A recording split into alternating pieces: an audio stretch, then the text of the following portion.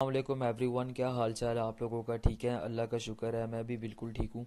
अच्छा यार, आज की वीडियो स्टार्ट करने से पहले ना थोड़ा सा देख लेते हैं कि लास्ट वाली वीडियो में हम लोगों ने क्या डिस्कशन की थी और इंडेक्स ने किस तरीके से परफॉर्म किया है। अच्छा, कल वाली वीडियो में मैंने आप लोगों को बताया हुआ था कि इंडेक्स जो है वो काफ़ी वीक लग रहा है और हमारे पास जो डाउनवर्ड साइड सपोर्ट्स होंगी, यहाँ पे एक हमने हिस्टोरिकली जो एक करेक्टरिस्टिक्स के बेस पे यहाँ पे एक हमने इमीडिएट सपोर्ट निकाली थी जो कि 1,60,500 की सपोर्ट थी। सो हमारा ये था कि यार इस सपोर्ट को टेस्ट करने के बाद इंडेक्स यहाँ से बाउंस दिखा सकता है और समझो अगर ये ब्रेक होती है तो फिर डाउनवर्ड साइड हमारे पास जो मेजर सपोर्ट्स होंगे वो 1,57,600 से लेके 1,56,300 की बनती है। सो इंडेक्स इन सपोर्ट्स को भी आके टेस्ट कर सकता है। आज एग्जैक्टली इंडेक्स ने उसी तरीके से किया, स्पोर्ट को रिस्पेक्ट नहीं किया। इस स्पोर्ट को रिस्पेक्ट करना चाहिए था बट नहीं किया। सेलिंग्स जो है वो काफ़ी स्ट्रॉन्ग रही और इस स्पोर्ट का भी हमें डाउनवर्ड साइड ब्रेक डाउन देखने को मिला। सो अब हमारे पास जो डाउनवर्ड साइड मेजर स्पोर्ट्स हैं वो 1,57,600 की ही है। अब इन्हीं स्पोर्ट्स को हम वॉच कर रहे हैं, इन्हीं स्पोर्ट्स पे इंडेक्स आए और यहाँ से फिर एक अपसाइड मोमेंटम हमें दिखाए।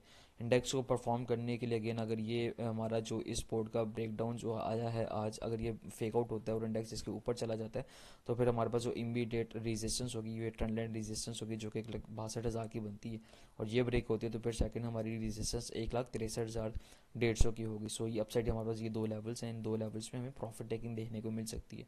और डाउनवर्ड साइड आता है तो इन स्पोर्ट्स पे आप अच्छे स्टॉक्स में बाइंग करें। कुछ स्टॉक्स मैं भी बता दूंगा, उन स्टॉक्स को आप देख सकते हैं। ठीक है, चलें कल के लिए भी मैंने कुछ स्टॉक्स निकाले हैं, मैं वो आपको बता देता हूँ। बट उससे पहले अगर आप लोगों ने चैनल सब्सक्राइब नहीं किया तो जल्दी से आप लोग चैनल सब्सक्राइब कर दें। और अगर आप लोग मेरे साथ व्हाट्सएप पे कनेक्टेड रहना चाहते हैं तो ये मैंने आप लोगों के लिए व्हाट्सएप कम्युनिटी बनाई हुई है, ये बिल्कुल फ्री ऑफ कॉस्ट है। सो आप लोग जाके इस कम्युनिटी को भी ज्वाइन कर सकते हैं। ठीक है, चलें अब स्टॉक्स देख लेते हैं। सबसे पहले मेरे पास PRL है। PRL मुझे काफ़ी अच्छा लग रहा है। इंडेक्स काफ़ी वीक है बट स्टिल इसमें पोटेंशियल है, इसमें मोमेंटम है, ये अपसाइड ही बाउंस दिखा रहा है। ठीक है, सो इसे हम देख सकते हैं। इसमें हमारे पास सिंपल दो दो इन्फ्लुएंसेस है। फर्स्ट हमारे पास एक ट्रेंडलाइन सपोर्ट है, जिस ट्रेंडलाइन सपोर्ट से ये बाउंस ले रहा है। ठीक है, ये ट्रेंडलाइन सपोर्ट है, इससे फर्स्ट टाइम भी बाउंस आया था, सेकंड टाइम भी बाउंस और थर्ड टाइम भी ये बाउंस ले रहा है। प्लस हमारे पास हॉरिजॉन्टल सपोर्ट है जो कि पहले एज अ रेजिस्टेंस का काम करती रही है, यहाँ पे इसका ब्रेकआउट आया था और अब एज अ सपोर्ट का काम कर रही है। सो ये दो दो कन्फ्लुएंसेस के अकॉर्डिंगली हम ये कह सकते हैं कि PRL को यहाँ से परफॉर्म करना चाहिए। सो आप लोग सिंपल करंट मार्केट प्राइस पे से बाई कर सकते हैं, स्टॉप लॉस इसी जोन के नीचे रखें और इमीडिएट टारगेट्स आपके 38 रुपये 60 पैसा के होंगे और सेकंड टारगेट्स आपके 41 रुपये के हो सकते हैं। ठीक है, सो आप लोग PRL को भी देख सकते हैं, ये आने वाले दिनों में परफॉर्म कर सकते हैं। इसके अलावा मेरे पास LPL है। LPL भी मुझे काफ़ी अच्छा लग रहा है, इसमें भी स्ट्रेंथ दिख रही है, रिलेटिव स्ट्रेंथ है इसमें। ये पिछले 3-4 महीने से ना इसने एक पैरेलल चैनल बनाया हुआ है, उसी के अंदर ही ट्रेड कर रहा है और जब जब ये पैरेलल चैनल की बॉटम पे आ रहा है तो हमें एक अपसाइड बाउंस देखने को मिल रहा है और जब टॉप पे जा रहा है तो एक स्ट्रॉन्ग डाउनवर्ड साइड सेलिंग देखने को मिल रही है। सो अभी करंटली ये अपनी पैरेलल चैनल की स्पोर्ट्स पे ही है और स्पोर्ट्स से ही इसने बाउंस लिया। सो आई बिलीव कैसे यहाँ से परफॉर्म करना चाहिए। आप लोग इसे करंट मार्केट प्राइस पे बाई कर सकते हैं। स्टॉप लॉस आप 25 रुपये 60 पैसा के नीचे रखें, इसी पैरेलल चैनल की जो डाउनवर्ड साइड सपोर्ट है उसके नीचे रखें और अपसाइड टारगेट्स जो होंगे आपके इमीडिएट टारगेट्स 28 रुपये 50 पैसा और सेकंड टारगेट्स आपके 30 रुपये 92 पैसा 90 पैसा के होंगे जो कि ये पैरेलल चैनल की टॉप रेजिस्टेंस भी बनती है। सो आप लोग LPL को भी देख सकते हैं, ये भी आने वाले दिनों में परफॉर्म कर सकते हैं। इसके अलावा मेरे पास KML है। KML भी मुझे काफ़ी अच्छा लग रहा है। इसमें हमारे पास एक स्ट्रॉन्ग ट्रेंडलाइन सपोर्ट है। देखें ये जब जब भी ट्रेंडलाइन सपोर्ट पे आ रहा है तो हमें एक अच्छा जो है वो अपसाइड बाउंस देखने को मिल रहा है। सो करंटली भी इसी ट्रेंडलाइन सपोर्ट पे आके ही एक्यूमुलेट हो रहा है। सो आई बिलीव कैसे भी यहाँ से परफॉर्म करना चाहिए, वेरी सुन यहाँ से परफॉर्म करना स्टार्ट कर देगा। यहाँ पे एक्यूमुलेशन ही हो रही है, वॉल्यूम्स यहाँ पे बिल्कुल ट्रॉय हैं, सेलर्स की जो स्ट्रेंथ है वो बिल्कुल ना होने के बराबर है और ये वेरी सुन ही एक ही कुछ ही दिनों में यहाँ पे एक स्ट्रॉन्ग वॉल्यूम भी जनरेट होना स्टार्ट हो जाएंगे और प्राइस भी यहाँ से बाउंस करना स्टार्ट कर देगी। सो आप लोग इसे करंट मार्केट प्राइस पे बाई कर सकते हैं। स्टॉप लॉस आप इसी जोन के नीचे रखें, 10 रुपये के नीचे रखें और अपसाइड टारगेट्स आपके 14 रुपये और 16 रुपये के आसान से हो सकते हैं। प्लस मैं आपको एक चीज़ बता दूं, इसमें हमारे पास ना EMA 50 की भी सपोर्ट है। EMA 50 की सिग्निफिकेंस है, ये देखें जब जब ये EMA 50 के ऊपर रहा है, प्राइस ऊपर रही है तो हमें एक अपसाइड बाउंस देखने को मिलता है। अभी भी करंटली भी अगर देखें तो EMA 50 के ऊपर ही KML ट्रेड हो रहा है। सो प्रोबेबिलिटी है कि यहाँ से बाउंस कर जाए। सो आप लोग इसे भी देख सकते हैं। लास्ट जो है वो मेरे पास CYAN है, ये भी मुझे काफ़ी अच्छा लग रहा है। इसने ना मंथली टाइम फ्रेम पे बहुत बड़ा ब्रेकआउट दिया है ठीक है। इसका मैं आपको बताता हूँ, इसकी लिस्टिंग जो है वो यहाँ पे इसकी लिस्टिंग हुई थी अराउंड 2008 में लिस्टिंग हुई थी, यहाँ पे 2009 में लिस्टिंग हुई थी। उसके बाद इसने परफॉर्म किया, हाइज लगाए थे 2015 में जाके, ठीक है। उसके बाद जो है वो सीधा ये डाउनवर्ड साइड ही आता रहा सॉरी यार, ये डाउनवर्ड साइड ही आता है और इसने तकरीबन हाइज लगाने के बाद 80% 90% के ऑलमोस्ट इसने डाउनवर्ड साइड आ गए थे, 80% की इसने करेक्शन दिखा दी थी। उसके बाद जो है ये पिछले 3-4 महीने से तो नहीं, 3-4 साल से तो नहीं, यहाँ पे इसने ब्रेक डाउन दिया था, 2017 में ब्रेक डाउन दिया था और फिर इसने इस रेजिस्टेंस को जाके टेस्ट किया 2021 में, फिर रिजेक्शन मिली, अब जो है वो 2025 में जाके इसका ब्रेकआउट दिया है। सो अराउंड कह लें कि 8 साल बाद इसने ब्रेकआउट दिया है और वॉल्यूम्स भी यहाँ पे देखें तो काफ़ी अच्छे वॉल्यूम्स बिल्डअप हो रहे हैं।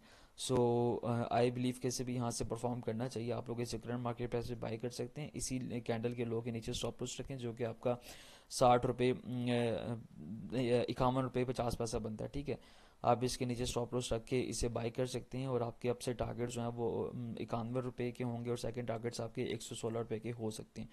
ये काफ़ी साल के बाद इसने ब्रेकआउट दिया है कि बहुत बड़ी एक्यूमुलेशन होती है, जो इस एक्यूमुलेशन फेज में जो बड़े इन्वेस्टर्स होते हैं ना, वो अपनी पोजीशंस जो है वो बिल्डअप कर रहे होते हैं और जब इतने बड़े एक्यूमुलेशन के पास बाद जो है वो ब्रेकआउट आता है तो वो ब्रेकआउट फिर अच्छा अपसाइड सस्टेन भी करता है और परफॉर्म भी करता है। सो इसमें काफ़ी पोटेंशियल अपसाइड मूव करने का, सो आप लोग इसे देख सकते हैं, ये परफॉर्म कर सके, ठीक है। इसके अलावा कुछ कमेंट्स ले लेते हैं, लास्ट वाली वीडियो में आप लोगों ने क्या क्या कमेंट्स के उनके आंसर्स कर लेते हैं। ये कह रहे हैं कि SNGP और कुछ दोनों का बता दें सर। यार दोनों का नहीं बता सकता, 17 यहाँ पे देखो 25 कमेंट्स हैं, ठीक है। हर बंदे ने अपने स्टॉक्स का पूछा हुआ है, तो अब सारों के स्टॉक्स लेना स्टार्ट कर दूंगा और एक स्टॉक पे 2-2 मिनट भी लगें तो आप फिर हिसाब लगा लोगे कि वीडियो कितने मिनट की हो सकेगी। 10 मिनट की वीडियो बना दूँ तो लोग कह रहे होते हैं यार काफ़ी बड़ी वीडियो बना दी, जितना शॉर्ट हो सके उतनी बनाएं। सो प्लीज़, मैं पहले भी आप लोगों को बताया हुआ कि मैं एक बंदे का एक ही स्टॉक लूँगा, तो प्लीज़ आप एक ही स्टॉक पूछा करें, ठीक है। यहाँ पे मैं आपका SNGP ले लेता हूँ। SNGP देख लेते हैं ये कैसा परफॉर्म कर रहा है। SNGP यार अभी फ़िलहाल वीक लग रहा है SNGP की ना, ये एक रेजिस्टेंस थी जिसका ब्रेकआउट आया था और अब जो है वो ये एज अ सपोर्ट का काम करता रहा, बट यहाँ पे ब्रेक डाउन आया है इसी सपोर्ट को रीटेस्ट करने के बाद भी डाउनवर्ड साइड आ रहा है। सो यहाँ पे अब इसकी सेकंड जो सपोर्ट है वो 114 रुपये की सपोर्ट है। अगर आपने बाय करना है तो इससे नीचे आने दो, इन लेवल्स पे आप इसे एक्यूमुलेट करो, एक्सपेक्ट करो कि यहाँ से ये बाउंस करे, ठीक है। अगर आपके पास है तो ठीक है, ये डाउनवर्ड साइड आते हो तो इन लेवल्स पे आप एवरेज भी कर सकते हो। अगर ब्रेकआउट देता तो ब्रेकआउट देने के बाद ये अच्छा परफॉर्म करेगा। फिलहाल ये डाउनवर्ड साइड अच्छी स्पॉट्स पे से एक्यूमुलेट करो, ठीक है। ये कह रहे हैं कि सर इमेज रीड का बता दें, 12 रुपये 50 पैसे की बाइंग है। यार इमेज रीड को का चार्ट जो है वो इतना नहीं है, इतना अच्छा नहीं लग रहा। आपकी बाइंग काफ़ी ऊपर है, इन लेवल्स पे बाइंग की हुई है आपने और ये बिल्कुल लो पे ट्रेड कर रहे हैं, ठीक है। इसमें कोई अभी प्राइस एक्शन नहीं बन रहा। यहाँ पे मैं आपको क्या ही बताऊँ, इसमें कोई अभी प्राइस एक्शन नहीं बनना परफॉर्म करने के लिए यार। ये वाले हाई का ब्रेकआउट देना होगा तब ये परफॉर्म करेगा, ठीक है। सो देख लो इसके फंडामेंटल्स कैसे हैं और अगर फंडामेंटल्स अच्छे हैं और आप कह लो कि लोअर प्राइसेस पे से एक्यूमुलेट करना चाहते हो तो करंट पे कर लो, फिर थोड़ी सी एवरेज कर लो और फिर ये यहाँ पे जाके ब्रेकआउट देगा तो तभी परफॉर्म करेगा। लेकिन यार ये अभी इसमें IPO आया है इसका, तो इसका चार्ट में हमारे पास कोई इतना ज़्यादा डाटा नहीं है, इसके अकॉर्डिंगली मैं आपको कुछ ज़्यादा बता नहीं पाऊंगा। बट स्टिल अगर इसके फंडामेंटल्स अच्छे हैं तो बस इसे बाई कर लो और इन लेवल्स पे थोड़ा सा बाई का एवरेज कर लो और फिर एक्सपेक्ट करो कि यहाँ से बाउंस करे, ठीक है। बट ये टेक्निकली स्ट्रॉन्ग सेटअप नहीं है, जस्ट स्ट्रॉन्ग कोई सेटअप डाटा नहीं है तो मैं आपको क्या ही इसमें बताऊँ, ठीक है। इसके अलावा ये कह रहे हैं ZDL का बता दें, ZDL का बता देता हूँ मैं। ZDL यार ZDL में भी स्ट्रेंथ दिख रही है, अगर आपके पास है तो आप इसे होल्ड रखो। स्टॉप लॉस जो है वो इसी 44 रुपये के नीचे रख के इसे होल्ड रखो, ये और भी यहाँ से परफॉर्म कर सकता है, ठीक है। फ्रेश एंट्री नहीं बनती, सो फ्रेश अगर फ्रेश बाई करना है तो फिलहाल अभी वाइट करो, जब थोड़ा सा करेक्शन आ जाए अच्छी तो तब बाई करना। जब फिर अगर ये ब्रेकआउट आता है सब पर 54 का, तब आप बाई करो और फिर एक्सपेक्ट करो कि ये 57-58 रुपये को जाके टेस्ट करें, ठीक है। इसके अलावा वकील कह रहे हैं सल्ले का बता दें 116 और टारगेट्स बता दें। बाइंग आपके 116 पे है यार, सल्ले ठीक है यार, आपको पहले भी से अखिल साहब बताया था सल्ले उन्हीं लेवल्स पे ट्रेड कर रहा है जो लेवल्स बताए हुए थे। सो अब होल्ड रखो, स्टॉप लॉस जो है 105 रुपये के नीचे रख के होल्ड रखो, यहाँ से ये बाउंस आ सकता है, ठीक है। अब से टारगेट से 120 रुपये के बनते हैं। ये कह रहे हैं हम सब ये LSC का बता दें, ये LSC का बता दें तो मैं आपको ये LSC यार बहुत ज़्यादा वीक लग रहा है। ये यहाँ पे स्टॉप लॉस आई थिंक ये इस लो है, अगर ये डाउनवर्ड से ब्रेक होता तो फिर आप सेल कर देना, फिर ये नेक्स्ट इसकी सपोर्ट जो है वो 8 रुपये के आसपास बनती है। ये स्लोली स्लोली नीचे आ रहा है, वॉल्यूम्स ड्रॉ हैं, बिल्कुल वॉल्यूम्स नहीं है, बस स्लोली स्लोली नीचे आ रहा है। तो देख लो, अगर इन लेवल्स पे अगर इन लेवल्स के नीचे ब्रेक डाउन देते तो फिर आप सेल कर देना, ठीक है। अभी अपसाइड नहीं लग रहा कि यहाँ से बाउंस करे। ये कह रहे हैं कोहार्ट सीमेंट का बता दें। कोहार्ट का बता देता हूँ मैं आपको। कोहार्ट भी यार काफ़ी वीक लग रहा है। कोहार्ट की एक स्पोर्ट थी जिसका ब्रेकडाउन आया था और इसके नीचे ही ट्रेड कर रहा है। सो अगर ये सेलिंग कंटिन्यू रही तो नेक्स्ट स्पोर्ट पर हमारे पास 83 रुपीज़ की बनती है। सो अगर आपने बाइंग करना है तो आप वेट करो, थोड़ा सा नीचे आ जाए, लेवल्स को टच करो 83 को, यहाँ पे आप एक्यूमुलेट करो और फिर एक्सपेक्ट करो कि बाउंस करे, बाउंस करके परफॉर्म करे। और अगर आप फ्रेश एंट्री करनी है तो फ्रेश एंट्री भी आप 98 रुपये के ऊपर करना। अगर ये ऊपर जाता है तो यहाँ पे बाई करना, फिर एक्सपेक्ट करना कि ये अपसाइड इसके जो हाइज हैं ये आपके टारगेट्स होंगे। इसके अलावा ये कह रहे हैं पीटीसीएल का बता दें। पीटीसी कब मैं आपको बता देता हूँ। पीटीसी यार अगर आपने ख़रीदा हुआ है तो ठीक है, आप इसी 34 रुपये के नीचे स्टॉप लॉस रख के इसे होल्ड रखो। अगर 34 रुपये के नीचे ही क्लोजिंग देते तो फिर ये ज़्यादा वीक हो जाएगा और भी ये नीचे जा सकता है। सो बस आप नीचे स्टॉप लॉस रख के इसे होल्ड रखो, ठीक है। फ्रेश एंट्री अभी इसमें नहीं बनती, फ्रेश बनेगी तो डेफिनेटली मैं आपको बता दूंगा, ठीक है। ये कह रहे हैं साजगार का बता दें। साजगार का मैं आपको बता देता हूँ।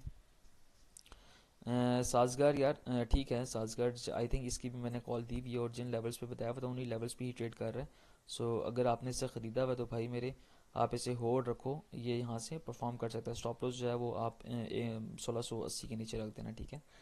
इसके अलावा जो है ये कह रहे हैं कि कॉइल में बुलिश फ्लैग और एबीसी पैटर्न की फॉर्मेशन नज़र आ रही है, प्लीज़ शेयर योर एनालिसिस।